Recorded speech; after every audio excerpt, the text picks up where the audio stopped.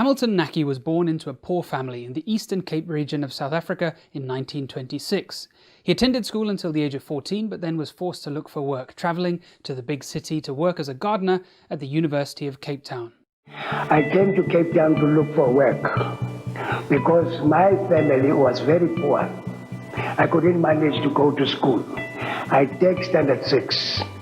Now from Standard 6 I came here to work as a gardener. For years he tended to the grounds, rolling the tennis courts diligently. This was at the exact period in history when South Africa really embraced apartheid. A stable job gardening in a university was the best many black men could hope for. However, pioneering heart surgeon Robert Goertz enlisted Naki to help him in his animal laboratory. In those days it was quite common for university medical labs to have dogs kept on site for research.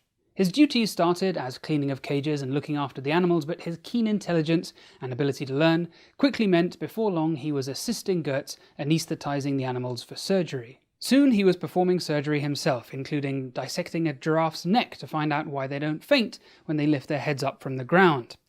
Goertz left the department for Germany, but luckily for Naki, Christian Barnard, the man who would go on to perform the world's first human heart transplant, and who had just returned from the US where he'd learnt many novel surgical techniques, recruited Naki to assist him. Barnard was so impressed with his remarkable skill and dexterity he duly appointed him principal surgical assistant of the laboratory. Barnard would go on to call Naki one of the great researchers of all time in the field of heart transplants. As a result, Naki's achievements were not well known during his career. When he retired in 1991, he received a gardener's pension of $275 a month. I undertook a period of my medical studies in Cape Town and visited the Heart of Cape Town Museum, where Hamilton Naki's accomplishments are celebrated alongside Christian Barnard's. A decade before I visited, Naki had belatedly been recognised by the government with one of its highest civilian honours and an honorary degree from Cape Town University a couple of years before he died. Medical science took a giant leap forward in December 1967 when the world's first heart transplant was performed right here in Cape Town, South Africa. Ladies and gentlemen, with this I present to you Hamilton Naki, a remarkable example of informal training, skills, experiential learning and knowledge.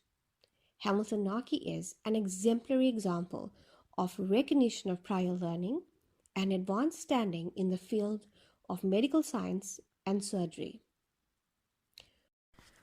All over the world, there are many disadvantaged people similar to Hamilton Naki, people who have missed out on an opportunity to attend formal university-level education and training. These people have diverse backgrounds, work in various fields, and develop on different levels in terms of their skills, knowledge, and experiential learning. Policies such as the RPL implementation policy and the credit accumulation and transfer policy have both been established to ensure that people are formally acknowledged for their experiential learning, knowledge, and skills, enabling one to enter the NQF level pathway at various levels.